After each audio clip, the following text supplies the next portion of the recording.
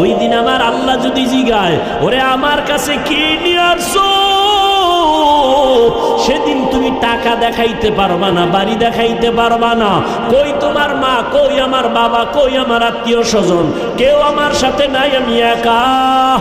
যদি বান্দা আমার রবের আপন বানাইয়া যাও, আর অন্ধকার কবরে যাওয়ার পরে যখন প্রশ্ন করা হবে, রবের পরিচয় দাও, ধর্মের পরিচয় দাও, রাহমাতুল লিল আলামিনের পরিচয় দাও, আমার আল্লাহ পাক জবাব দিয়ে বলবে, ফেরেশতা এরে আর ডিস্টার্ব করিস না, এ আমার মোহাব্বতের গোলাম, জান্নাতের সাথে রাস্তা বানাইয়া দাও, বিছানা দিয়া দাও, আমার বান্দা আরামে ঘুমাবে, কিয়ামত পর্যন্ত কেউ যেন ডিস্টার্ব না করে।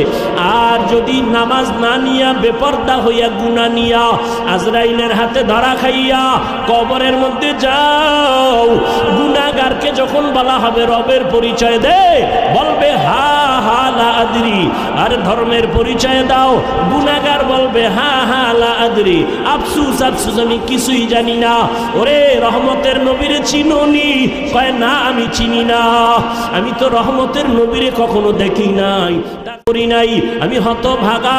তখন নবী বলেন, আল্লাহ গায়বী আওয়াজ দিয়ে বলবেন, ও কবরের ফেরেশতারা, এই নাফরমানের আর সুযোগ দিও না। আমি দুনিয়াতে কম সুযোগ দেই নাই, আমার দেওয়া পানি, আমার দেওয়া বাতাস, আমার দেওয়া সূর্যের আলো, চাঁদের আলো, আমার দেওয়া ফল ফ্রুট খাইলো, শুকর আদায় করে নাই, নদীর মাছ খাইয়া শুকর আদায় করে নাই, আজকে ওরে আর ছাড় দেওয়া যাবে না। জাহান্নামের রাস্তা খুলিয়া কবরটাকে জাহান্নামের আগুন দিয়া ভরে দাও। আল্লাহ বলবেন, ও কবরের মাটি, এই নাফরমান গুনাহগারের দুই পার্শ্ব থেকে জোরে জোরে চাপ দাও, এত জোরে মাটি চাপ।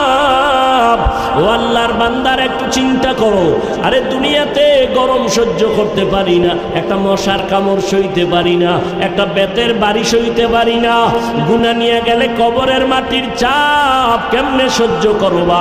এই চিন্তা করে করে সাহাবায়ে কেরামের সারা জীবনের কান্না, কান্না আর কান্না। আবু বকর নামাজে দাঁড়ায় কাঁদেন, ও মালিক, তোমার আদালতে কেমনে দাঁড়াবো? আরে আমার নবী, যে নবীর কোনো গুনাহ নাই, আম্মা জান আয়েশা রাদিয়াল্লাহু তাআলা আনহা বলেন, একদিন দেখি নবী আমার রুমে বৈশা গুনগুন করে কান্না করেন। আমি জিজ্ঞাসা করলাম, ইয়া রাসূলুল্লাহ, আমার রুমে বসে আপনি কান্না করেন কেন?